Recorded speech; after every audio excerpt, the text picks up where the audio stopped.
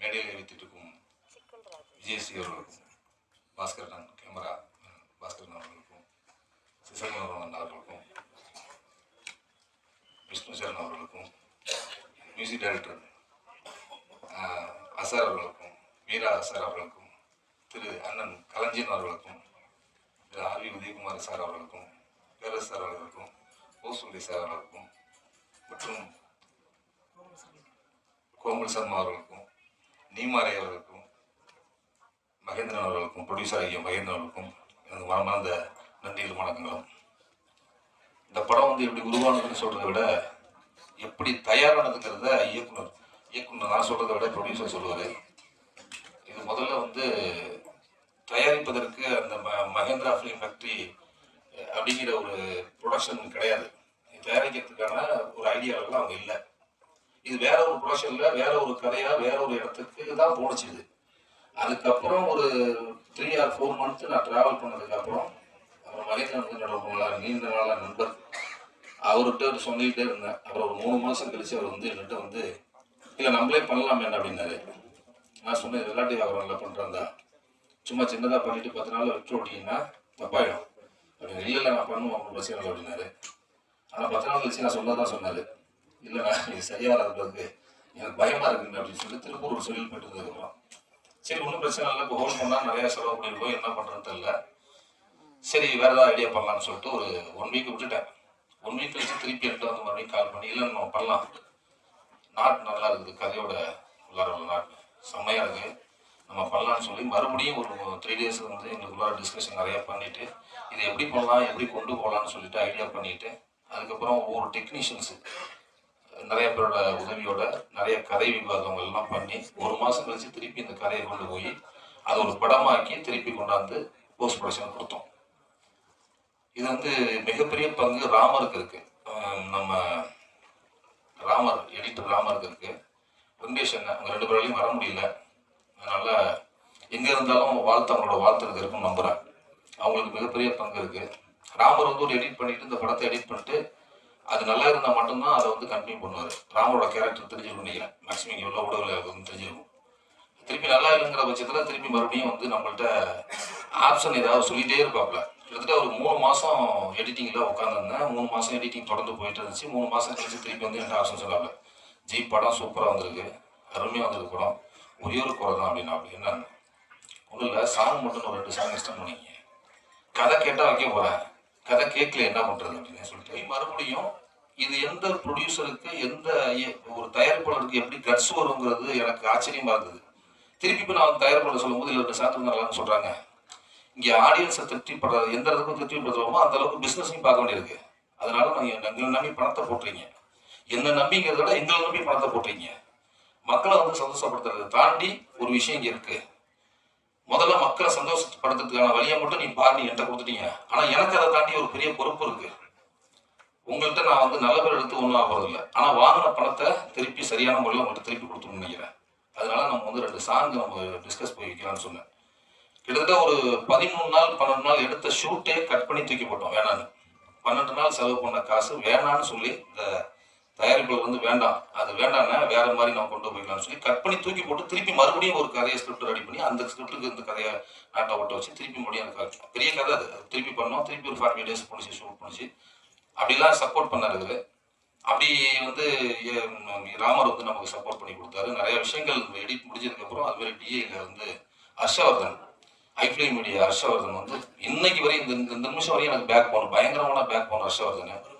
ரொம்ப ஒரு ப்ராமிசிங்கான music director அவர். என்னன்னா சாங் ரெக்கார்ட் பண்ணும்போது பார்த்தீங்கன்னா எல்லாம் உட்காந்துட்டு அப்படியே பாடிட்டு இருப்போம், சைடில் ரெக்கார்ட் பண்ணிட்டு இருப்பாங்க.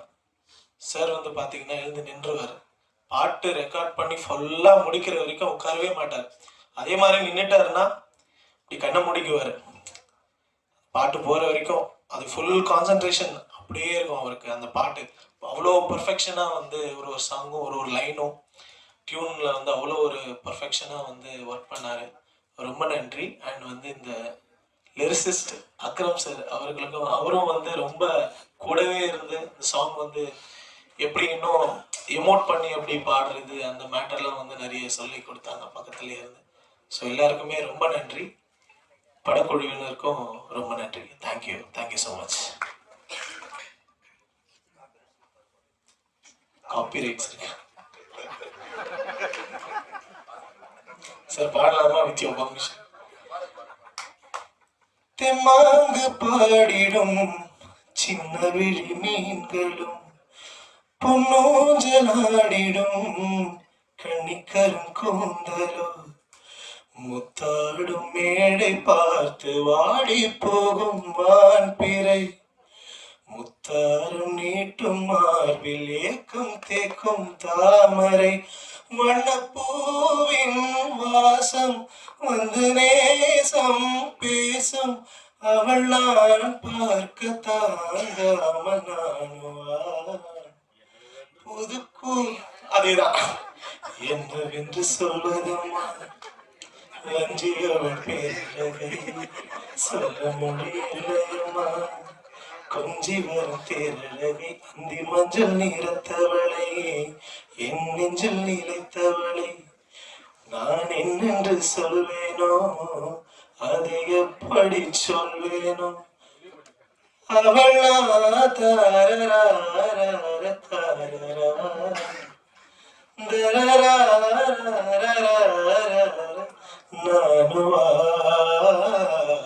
பெயராலும் தமிழனும் உயிர் பெயராலும் அனைவருக்கும் மாலை வணக்கம். முதல்ல வந்து உதயகுமார் சார் இருக்கும்போது என்ன பாடலாசிரியர்னு சொல்றதே ரொம்ப ஒரு பெருமையாக தான் நான் பார்க்குறேன். இரவின் விழிகள் இதில் மொத்தம் 5 பாட்டுக்கும் அஞ்சு விதமான பேக் ஸ்டோரிஸ் இருக்கும். அது படத்தில் இல்லை, எனக்கும் மியூசிக் டைரக்டருக்கும் நம்ம டைரக்டர் சாருக்கும் 5 விதமான பேக் ஸ்டோரிஸ் இருக்கு.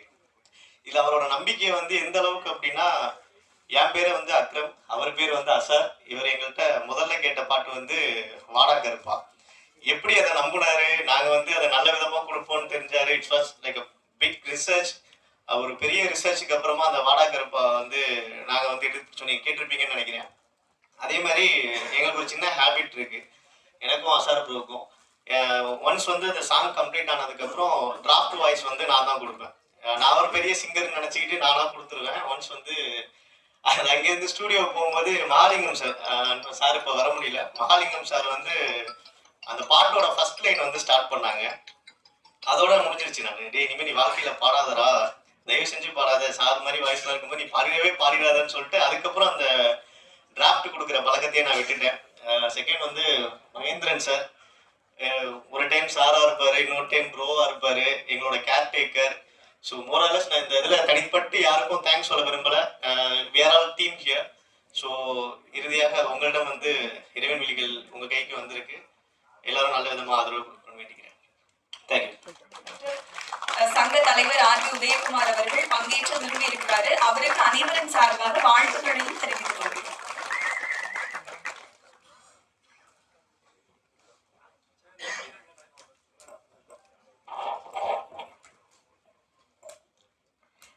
அனைவருக்கும் வணக்கம். கிட்டத்தட்ட ஒரு 1.5 மாசமா நான் இந்த விழாவிலையும் கலந்துக்கல. அது காரணம் இப்போ சொல்லிட்டாங்க, நம்மளை கடத்திட்டாங்க. இரவின் விழிகள் வந்து ஏதோ ஒரு ஆர்டினரியான ஒரு படமாக தான் இருக்கும்னு நினச்சி நான் ஒரு சாதாரணமாக தான் உட்கார்ந்தேன். ஆனால் உண்மையாலுமே மிரட்டிட்டாங்க. Making is very good, all the best. இது ப்ரொடியூசரும் டைரக்டரும் 2 பேரும் சேர்ந்து நடித்து இதில் வந்து இந்த மாஸ்கை போட்டது ஒருத்தர், மாஸ்கை போட வச்ச ஒருத்தர் நினைக்கிறேன். கரெக்டாக அதுதான் மாஸ்கில் இருக்குது. 2 பேரும் பண்ணுற லொல்லு ஜாஸ்தியாக இருக்கும் போட்டு படத்தில் ரொம்ப அழகாக பண்ணியிருந்தாங்க. மேக்கிங்கே நம்ம கேமராமேன் சொல்லாமல் இருக்க முடியாது. ரொம்ப நல்லா பியூட்டிஃபுல் ஷார்ட்ஸு. அந்த லொக்கேஷனில் எடுக்கிறது ரொம்ப டஃப். காட்டில் போய் எடுக்கிறதெல்லாம் அதுலேயும் வந்து ஒரு நேர்த்தியான ஒரு ஃபோட்டோகிராஃபி. மியூசிக் ரொம்ப நல்லா இருந்தது. ரொம்ப இந்த படத்தினுடைய கருவுக்கு ஏற்றாற் போல இந்த சஸ்பென்ஸு, த்ரில்லரும், இந்த பேங்கு நல்லா கலக்கிருக்கீங்க. பாடலும் நல்லா இருக்கு. 2 1.5 பாட்டு தான் போட்டீங்க, 5 பாட்டுன்னு சொல்லிட்டு அந்த 3.5 பாட்டு இவங்களே வச்சுருக்காங்க போல இருக்கு. அந்த 3.5 பாட்டு போட்டிருந்தா இன்னும் கொஞ்சம் நேரம் நல்லா எனக்கு பாடல் பார்க்கறதுல ரொம்ப ஆசை. ஏன்னா இந்த ஹீரோயினுங்களெல்லாம் அதை நல்லா பார்த்துருக்கலாமேன்னு ஆசை தான். அவங்களுக்கும் அதான் எதிர்பார்த்தாங்க. ஏன்னா சாயந்தரம் ரொம்ப நேரமாக வெயிட் பண்ணிட்டு இருக்கிறவங்களுக்கு ஒரு அழகான விஷயம் கிடைக்கு பாருங்க. ஆமான்றாரு பாருங்க நம்ம அண்ணன்.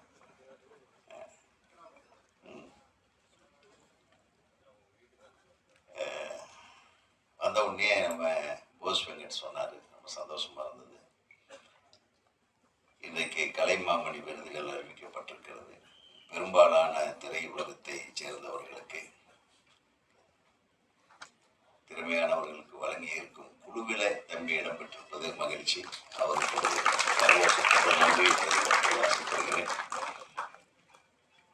குறிப்பாக நான் நன்றி சொல்ல விரும்புறது எங்க இயக்குநர்களுக்கு. நீங்க கொடுத்துருக்கீங்க. நம்ம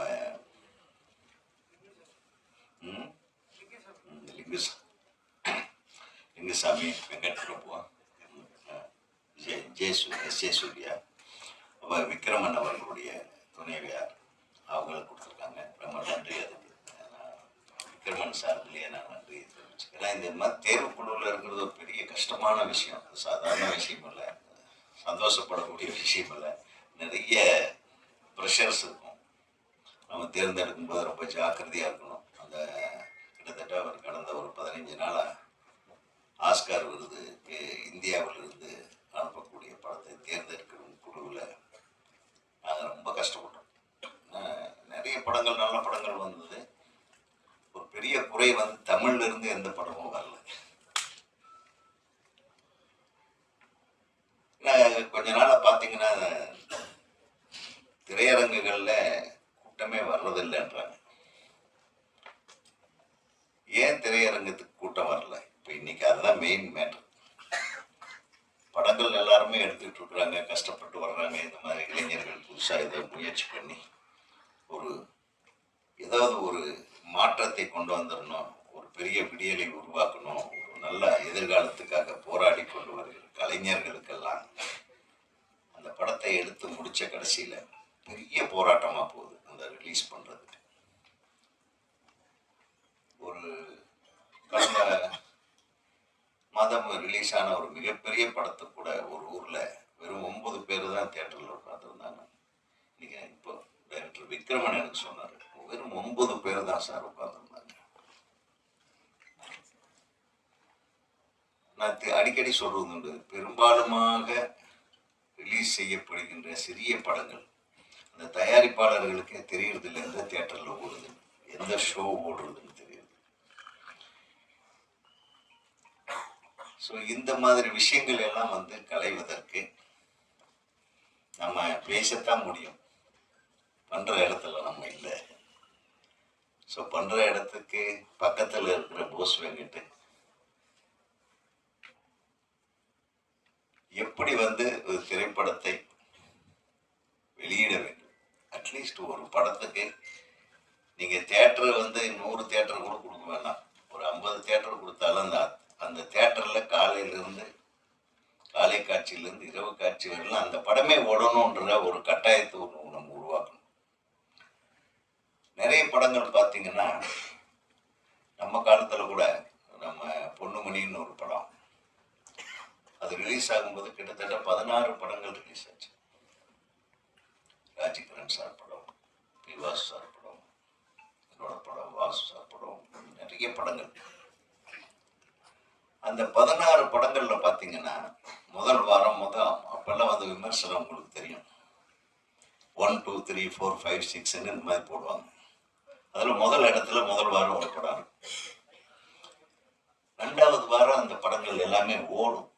ஏன்னா ஒவ்வொரு படத்துக்கும் வந்து ஒரு 50 தியேட்டர், 60 தியேட்டர், 40 தியேட்டர், 70 தியேட்டர், பெரிய படங்களுக்கு 80 தியேட்டர். ஒரு சாங் தான் முதல்ல கொடுத்தாங்க. ஏன்னா டைரக்டருக்கு எனக்கு பெருசாக அறிமுகம் இல்லை. ஃபைட் மாஸ்டர் சரவணன் அவர் அறிமுகப்படுத்தி வச்சார். ஒரு சாங் பண்ணேன், அது பிடிச்சி போயிட்டு அடுத்த சாங் கொடுத்தாங்க, அந்த சாங்கும் நல்லா பண்ணேன். இப்படியா 4 சாங்கும் நானே கோரியோகிராஃப் பண்ணுறதுக்கு எனக்கு வாய்ப்பு கொடுத்த இயக்குனர் ராஜேஷ் சார் அவர்களுக்கு ரொம்ப நன்றி. தயாரிப்பாளர் மகேந்திரன் சார் அவர்களுக்கும் ரொம்ப நன்றி. எனக்கு வந்து இது வேணும் அது வேணும் அது வேணும் அப்படிலாம் கேட்கல. நான் கேட்கறதுக்கு முன்னாடி அவங்களே எல்லா வசதிகளும் செஞ்சு கொடுத்தாங்க. அதுக்காக தயாரிப்பாளருக்கு ரொம்ப ரொம்ப நன்றி சொல்கிறேன். அவரே கதாநாயகனாக நடித்தார். அவரை ஆட வைக்கிறதுக்கு எக்ஸ்ட்ரா சம்பளம் கொடுத்தாங்க. எனக்கு எக்ஸ்ட்ரா சம்பளம் கொடுத்தாங்க. அதுக்காக ரொம்ப நன்றி. பாருங்க, இப்போ பாருங்க, அவர் அப்படி சாதாரணமாக இருக்கும். ஸ்க்ரீனில் பாருங்க, செம்மையாக பர்ஃபார்ம் பண்ணியிருப்பார். உண்மையாக சொல்கிறேன், அந்த அளவுக்கு அவரை வேலை வாங்கியிருக்கோம். எனக்கு நிறைய ஒத்துழைப்பு கொடுத்தாரு. நான் என்ன சொன்னாலும் மாஸ்டர் சொல்லுங்க மாஸ்டர், செய்கிறேன் ஒரு 10 தடவைன்னா கூட அவர் எனர்ஜி குறையாம பண்ணார். அவரை பண்ண வச்சாரு டைரக்டர். அந்த அளவுக்கு ஒரு குடும்பமாக இருந்தோம் நாங்கள். எப்படின்னா ஒரு டெக்னீஷியன் மாதிரி தனித்தனியாக அவங்க வந்தோமா வேலையை முடிச்சோமா அப்படி இல்லாமல் ஒரு குடும்பமாக இருந்து அழகாக அந்த படத்தை முடிச்சிருக்கோம். ஸோ நீங்கள் எல்லாரும் இந்த படத்தை பார்த்து வெற்றி படமாக ஆக்கணும்னு உங்கள் எல்லோரையும் வேண்டி கேட்டுக்கிறேன். நன்றி, வணக்கம். அடுத்தபடியாக கலைஞர் பிறந்த திருவாரூர்காரர், அரசியல் முழுநேர பணி, சிறு வயதிலேயே கவுன்சிலராக சேவை செய்து வருகிறார். சினிமா மீது கொண்ட ஆர்வத்தால் நடிப்பிலும் கவனம் செலுத்தி வருகிறார். இரவின் விழிகள் மூலம் அறிமுகமாகும் நாயகன் மகேந்திரன் அவர்களை பேச அழைக்கிறேன்.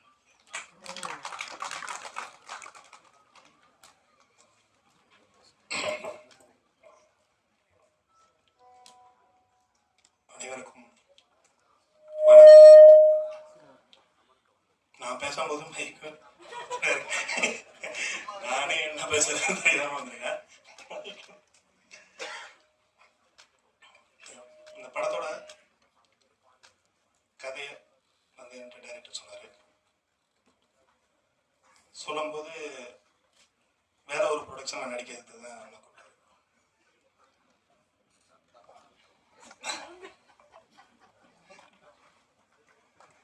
ஆனா அந்த கதையை கேட்டதுக்கு அப்புறம் நானே ப்ரொடக்ஷன் பண்ணுறேன் அப்படின்னு சொல்லி சொன்னேன்.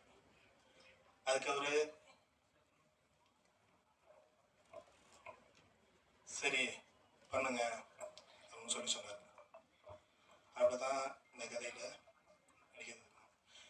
நான் ஹீரோவை பண்ண சொன்னாரு, நான் வேணாம் அப்படின்னு சொன்னேன். எனக்கு இதெல்லாம் வராது, நீங்க வேற யாராவது போடுங்க அப்படின்னு.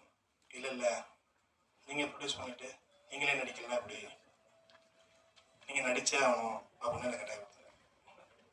அதுக்கு அவருக்கு எவ்வளவு நான் கஷ்டப்பட்டதை விட அவர் கஷ்டப்பட்டது தான் அதிகமா.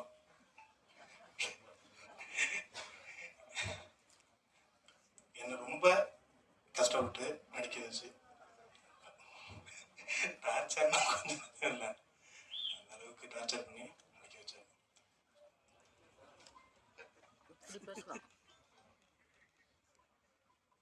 அந்தோணி மார்க்ஸ் முடிய பார்த்தா இந்த படம் கிடைச்சிச்சு. இங்கே என்னை வளர்த்து விட்ட ஜாமான் எல்லாருமே உட்காந்துருக்காங்க.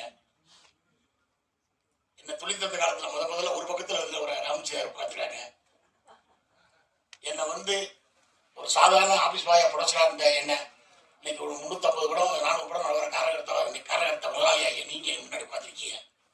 நீங்கள் தான் என்னை வளர்த்து ஒரு சாதாரண பழனிசாமியாக இருந்த என்ன சிசர்மனாரை வளர்த்து இன்னைக்கு இந்த அளவுக்கு பெருசாகி கொண்டது நீங்கள் தான். இந்த படத்தில் ஒரு அருமையான கேரக்டர் அந்த மாதிரி சுப்ரீமா கிடைச்சி டைரக்டர் பேசினாங்க. ஒரு 25 நாள் வேணும்னு சொன்னாங்க. வெள்ளிமலை போனோம். டைரக்டர் இந்த மாதிரி எத்தனை படம் ஒர்க் பண்ணாருன்னு தெரியல. அதுமாதிரி சினிமாவில் எல்லாம் ஊறிட்டு தான் இருக்கு. நம்ம பார்க்காத வேலை இல்லை, அவ்வளோ வேலையை பார்த்து வந்திருக்கோம். கிட்டத்தட்ட ஒரு 25 நாள் படத்தை 15 நாளில் என்னை வந்து அதாவது உட்கார விட மாட்டார். ஒரு அருமையான கதை. இன்றைய காலகட்டத்துக்கு நிச்சயமா இந்த கதை வந்து மிகப்பெரிய லெவலுக்கு வரும். அதை கொண்டே சேர்க்க வேண்டிய பொறுப்பு உங்கள்கிட்ட இருக்கு. ஒரு பாதை தொட்டு கேட்டுக்கிறேன். அருமையான கதை. தயாரிப்பாளர் மகேந்திரன் ஹீரோ. ஒரு 5 மணி கரண்ட் அந்த ஏரியாவில் திடீர்னு பார்த்தா கரண்டே இருக்காது. லாரியில் தண்ணி வாங்கி எல்லாம் முடிச்சுட்டு போய் இருட்டுக்குள்ள தருவோம். 5 மணிக்கு பார்த்தா அவர் காரில் பிளேட் எடுத்துட்டு இருப்பாரு.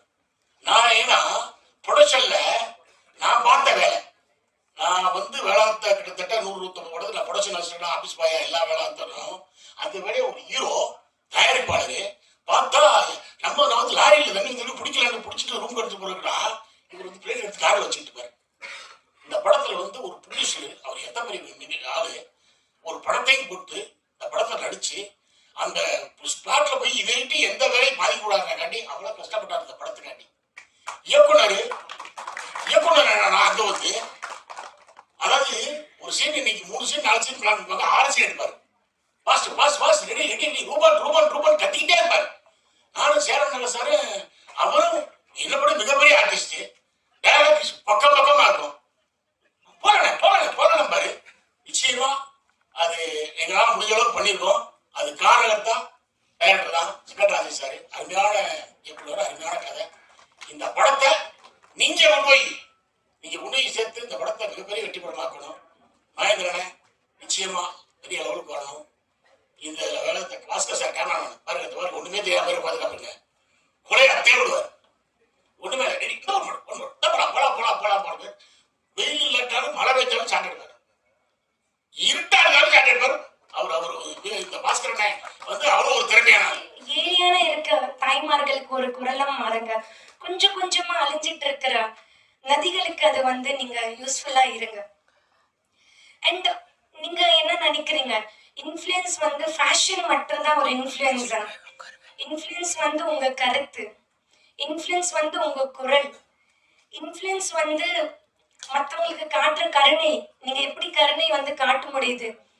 நீங்க மற்ற மனிதர் மேல வச்சுட்டு இருக்கிற நேசமும் அவங்க மேல வச்சுட்டு இருக்க உறவு தான் உண்மையான இன்ஃப்ளூயன்ஸ் உங்களுக்கு. சும்மா இது நம்ம சோஷியல் மீடியால பாக்குற இன்ஃப்ளூயன்ஸ் மட்டும் கிடையாது. அப்படி போயிட்டு நீங்க மத்தவங்க லைஃப்ல வந்து இன்ஃப்ளூயன்ஸ் பண்ணுங்க. நீங்க அந்த சோஷியல் மீடியா வச்சுட்டு ஒரு விருப்பம் வந்து காமிச்சீங்கன்னா அது 1000 மடங்கு இன்க்ரீஸ் ஆகும், அது வளரும். அதே மாதிரி நீங்க ஒரு நம்பிக்கை காமிச்சீங்கன்னா அது 1000 வாட்டி வந்து வளரும்.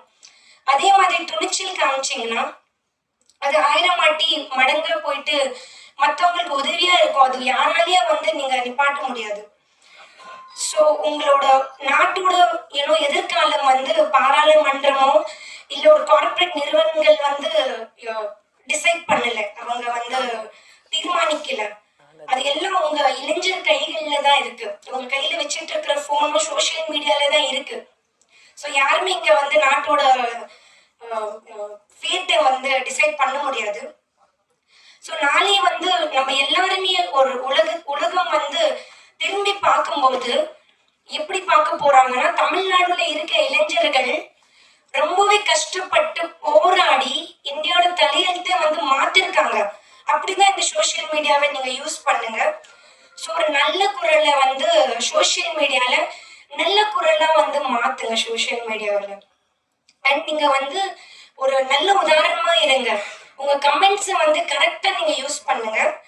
ஸோ நீங்க வந்து இப்போ இருக்கிற இளைஞர்களுக்கு வந்து வழி மட்டும் நீங்க காமிக்கல, வர ஜென்ரேஷன்ஸ்க்கும் நீங்க வழி காட்டியா இருப்பீங்கன்னு நான் நம்புறேன். ஸோ இந்த படத்தோட காஸ்ட் அண்ட் க்ரூக்கு என்னோட மனமார்ந்த வாழ்த்துக்கள். இந்த படம் பெருசா வெற்றி படட்டும். Thank you John sir for giving me this opportunity. First of all நான் ரொம்ப ஷார்ட்டாக முடிச்சிடுறேன். இந்த படம் எடுத்த ப்ரொடியூசர் மகேந்திரன் அவர்களுக்கு ரொம்ப நன்றி. ஏன்னா வந்து நான் எப்பவுமே ப்ரொடியூசர் பாயிண்ட் ஆஃப் வியூ தான் பேசுவேன். ஏன்னா ஒரு ப்ரொடியூசர் இருந்தால் தான் ஒரு படம் வரும்.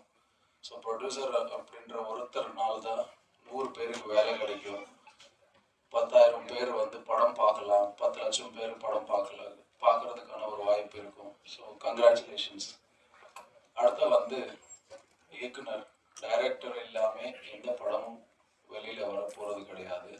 ஸோ உதயகுமார் சார் வந்து மென்ஷன் பண்ணியிருந்தார் ஒரு ப்ராப்ளம், எஸ்பெஷலி அது நானும் ஒத்துக்கிறேன். ஏன்னா ரொம்ப நாளாக வந்து ஆல்மோஸ்ட் 6 months ஆர் மோர் தென் மேபி மைண்டில் ரொம்ப டிஸ்டர்பிங்காக இருந்த தாட்டே இதுதான். நான் தமிழ் கிடையாது, I am born brought up in Andhra, but due to love of Tamil Nadu and Tamil culture, I shifted over here. ஆனால் அந்த டைமில் நான் என்ன யோசிச்சிருந்தேன், ஒரு தாட் ப்ராசஸ் வந்து என்ன இருந்ததுன்னா, இங்கே மட்டும்தான் ரொம்ப அன்பா அண்ணா கூப்பிடுவாங்க. இது வந்து இப்போ இல்லை, ரொம்ப பாஸ்ட்லேருந்து இருந்த கல்ச்சர். அப்போ Telugu industry separate, Tamil industry separate கிடையாது. அது ஒரு பாசத்தோட அண்ணா அக்கா அண்ணான்றது வந்து ரொம்ப பாசமா இருந்தது. அதோட வேல்யூ, அதோட அதோட டெப்த் ஆஃப் ஆரிஜின் வந்து ரொம்ப ஸ்ட்ராங்கா இருந்துச்சு. இப்பவும் பார்த்தா எல்லாம் ப்ரோவா மாறிடுச்சு. ஸோ இது எதுக்கு சொல்ல வரேன்னா, தமிழ்நாட்டுல வந்து கல்ச்சர் அண்ட் சினிமா வந்து ஒரு பாட்டா இருந்தது. ஒரு உலக சினிமாவே பார்க்கக்கூடிய அளவுக்கு இருந்துச்சு. இப்போ என்னோட பாயிண்ட் ஆஃப் வியூல வந்து we are lagging.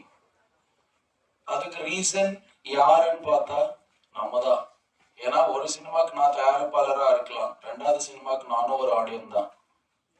ஸோ ஒரு ஆடியன்ஸ் மைண்ட் செட் இப்போ எப்படி இருக்குது அப்படின்றது எனக்கு புரியல. ஆக்சுவலி உதயகுமார் சார் மென்ஷன் பண்ணி போன மாதிரி நானும் யோசிச்சுட்டு இருந்தேன். ஓகே, புஷ்பா மாதிரி மூவிஸ் வந்தாதான் ஆடியன்ஸ் பார்ப்பாங்களா, இல்லை பாகுபலி மாதிரி வந்தாதான் பார்ப்பாங்களா அப்படின்ட்டு. ஆனா அதர் ஸ்டேட்ஸ்ல எல்லா லாங்குவேஜஸ்ல எல்லா மூவிஸுக்கும் ஓரளவுக்கு கான்ஃபிடென்ட்டா போயிட்டு இருக்கு. ஈவன் லாஸ்ட் வீக் வந்து ரொம்ப சின்ன படங்கள் தான் தெலுங்குல ரிலீஸ் ஆயிருக்கு, பயங்கர ஹிட். ஆனா இங்க வந்து அந்த அந்த சென்ஸ் ஆஃப் அக்செப்டன்ஸே வந்து இல்லாம போகுது. இரவின் விழிகள் ஒரு ஓமை விழிகள் மாதிரி பெரிய வெற்றி அடையணும். பெரிய சந்தோஷம். மகேந்திரன் ப்ரொடியூசர் இப்பதான் சொன்னாரு, எங்க கட்சிக்காரன் என்ன காலையிலேருந்து ரொம்ப ப்ரெஷர் போட்டு கூப்பிட்டாங்க. அப்பவே நினைச்சேன் இதுக்கு ஏதோ கொடுத்துருக்கு அப்படின்ட்டு. இங்க வந்தே ஆகணும்னு அடம் பிடிச்சிட்டாங்க. இதெல்லாம் பார்த்தாதுன்ட்டு நேற்று தானே முதல் சாரி இந்த சண்டே அன்னைக்கு நடிகர் சங்கம் பொதுக்குழு நடந்துச்சு. ஏதோ ஒரு ஓடி வந்து வரவேற்றாரு. ஒரு யாரு ஒரு நடிகர் சங்கத்தை வரவேற்கிறது டேரக்டர் சார், உங்களுக்கு அதான் நின்றுட்டு அப்பதான் தெரிஞ்சு சார் இங்க ஏதோ ஒரு பொலிட்டிக்கல் திங்ஸ் இருக்குன்னுட்டு. வாழ்த்துக்கள் மகேந்திரன், ஹீரோவா நடிச்சிருக்கீங்க. வில்லனாவும் ட்ரை பண்ணியிருக்கலாம், இல்ல வில்லன் கூட பண்ணியிருக்கலாம், விடணும் வாய்ப்பு கட்டாயமா இருக்கு. கலைஞர்ல நீங்க ஆனா ஆர்வியன் டக்குன்னு கிளம்பிட்டாங்க, நிறைய விஷயம் சொல்லிட்டு போனாங்க. அதுல அவர் ஒரு பாயிண்ட சொல்லிட்டு போனாரு சினிமா அப்படின்ட்டு, ரிலீஸ் பத்தி. இப்ப ரிலீஸ் அப்படின்னு திமுக காரங்க டக்குன்னு திரும்பிடுவாங்க. நானே பேசியிருக்கேன் நிறைய, ரிலீஸ்னோட ஏன் அந்த பக்கம் திரும்புறாங்கன்னு எனக்கு தெரியல. ஒருவேளை அவங்க ரெட்ஜெயின் சொன்னாங்கன்னா ஏன் ஏடிஎம்கே பீரியட்ல ரெட்ஜெயின் படம் பண்ணலையா, அந்த 10 வருஷமா அவங்க படங்கள் பண்ணிட்டு தான் இருந்தாங்க, உடனே இந்த பக்கம் திரும்பிடுவாங்க. அதுக்கப்புறம் ரெட்ஜெயின் பண்ணாத படங்களே 1808 எடுத்துக்கிட்டு தான் இருக்காங்க. அந்த கம்பெனிஸும் நம்ம எல்லாருக்கும் தெரியதான் தெரியும். பட் இந்த பக்கம் திரும்ப பட் இந்த ஆக்மெண்ட்ஸ் ஒன்றும் பண்ண முடியாது.